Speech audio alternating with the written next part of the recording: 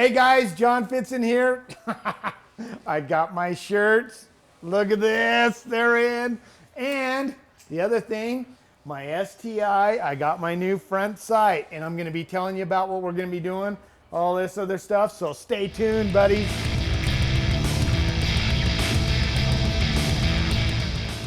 Okay guys, back, gonna feed Dinky, my killer attack bird. Look at him, get it, Dink, get it. Yeah, you fucking mean bastard. So anyway, hey guys, I got my shirts, and guys asked me if I ever wear pants. Look what I'm wearing. I'm wearing some blue jeans, but look at the back of this shirt. Isn't that cool? In this, we're gonna be selling them for like 25 bucks. So if you want a shirt, you know, they're part cotton and part polyester or some damn thing like that. But this is a 2X, and I got XL and 2X right now. So anyway, if you want one, give me a call, 801-918-3725. And we will have our website up with all this shit. We're just in the middle of shit. But anyway, what I want to talk about, STI. I got it back from Tussie, and it was shooting 6 inches low. So I sent it back. They had to do another sight on it. And you guys, I noticed I got a Daytonics too that it's shooting 6 inches low. I had night sights put on it and all that.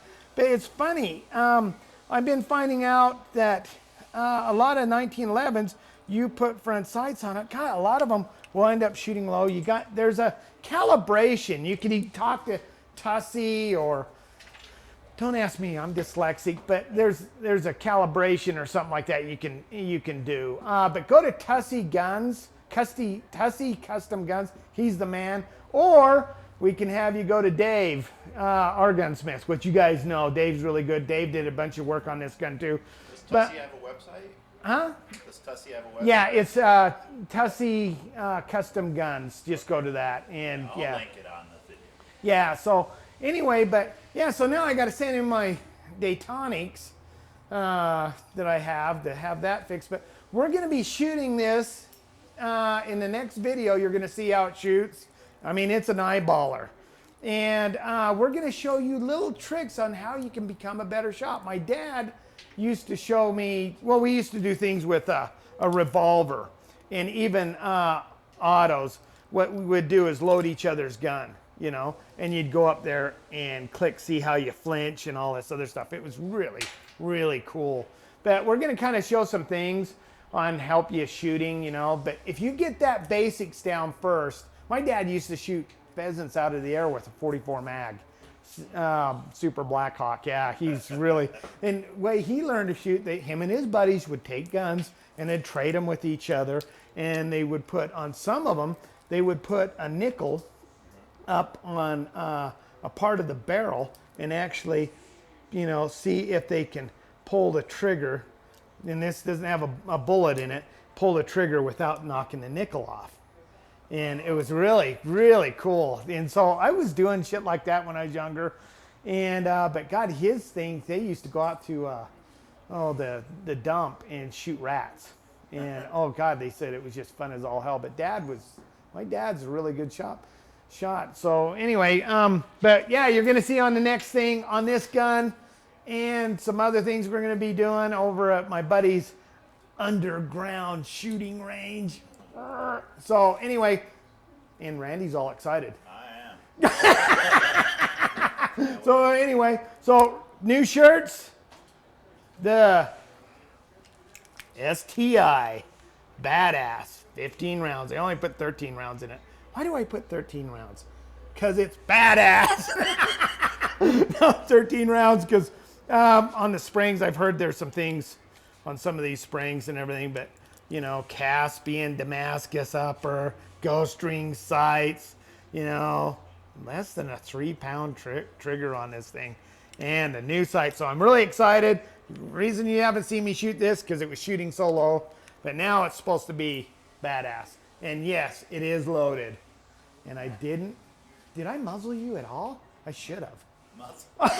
See, he doesn't even know what it is. So, yeah.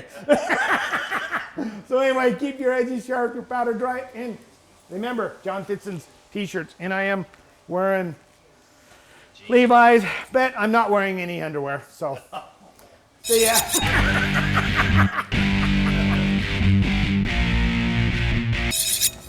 Okay, guys, viewer emails. Okay, got it. You know, I'm really enjoying these and everything, except this is going to cause some controversy, I think. It did, and everything. It says left hand. Let's see, it's done by, where is he? I don't even see his name on here. Oh, Ninja. Yeah, is it Ninja? Yeah. It's Yeah. Uprising Ninja. Okay, left hand. Guys are talking about that ring, Iron Cross. I have a thing about Iron Crosses.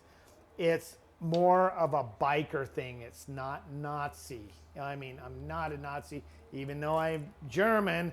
And I'm going to tell you guys something, and it's going to cause some crap. I'm really closely related to Hermann Goering.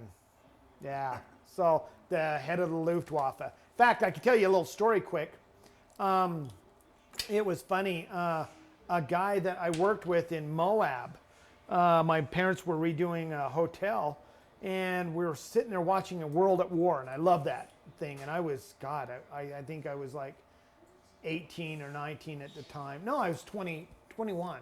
And we were sitting there talking, and they had the Nuremberg trials. And all of a sudden he goes, there I am, John, right there. And I go, what? And he goes, yeah, I'm right there. And I go, oh my God, that is you. He was one of the guards at the Nuremberg trial. And so I talked to him, and he goes, John, he goes, I says, did you ever guard Hermann Goering? He goes, yeah. He goes, I got a drawing that he says he was a really good artist. I go, really? And he goes, John, he goes, it was really interesting. When I talked to him, he said, John, he says, and he said to Gary, he goes, Gary, I knew what was going on in the camps. He goes, but I'm a general of the Luftwaffe. He says, I had nothing to do with that. He says, I was here to keep the motherland, safe and all this other stuff. He says, but he says, if I would have said one thing about what was going on, he says, look what happened to Rommel. They tried to go after his kids and all the other shit. And he says, I kept my mouth shut. I did what I was supposed to do, but I didn't agree with it. But he says, they're going to hang my ass.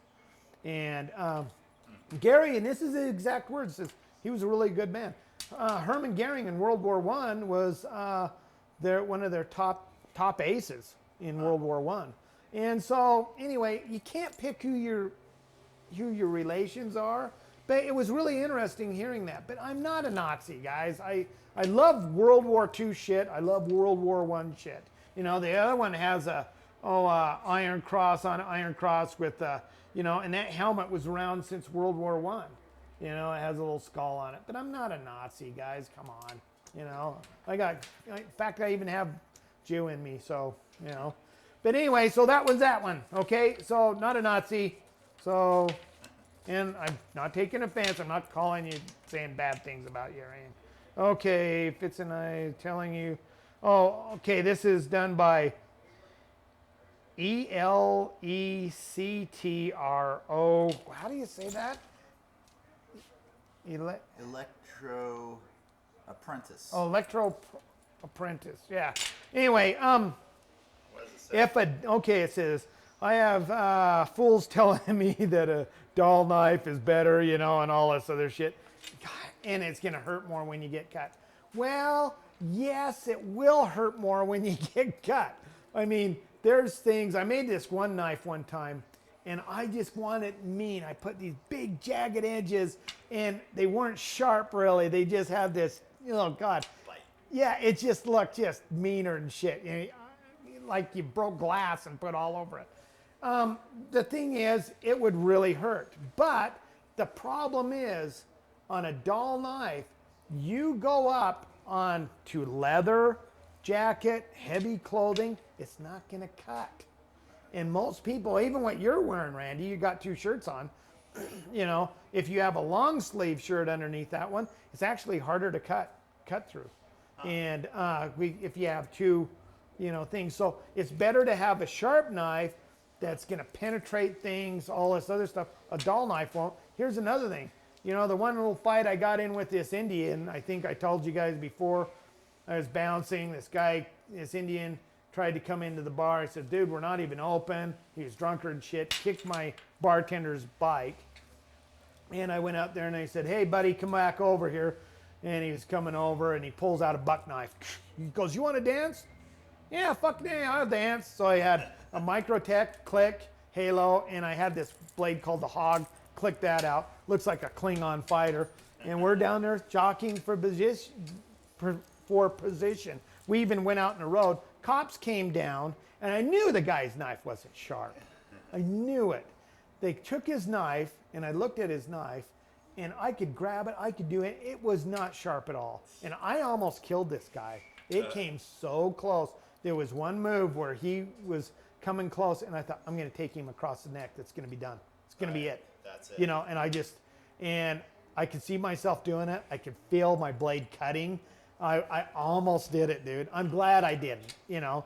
But every time I backed off, he would come at me, you know. But you never turn your back on these guys. And like I told you guys in the knife fighting video, if it takes forever, great. I'm living longer. That guy's living longer. And he might pull his head out of his ass.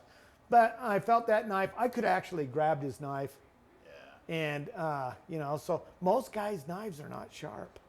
You know? Might as well bring a baseball bat. Yeah. Have a dull knife. Yeah, you grab my knife, boy. It's it's gonna just cut you. But anyway, the cops gave him his knife back, whatever. So anyway, that's it, guys. So keep your edges sharp, powder dry. See ya.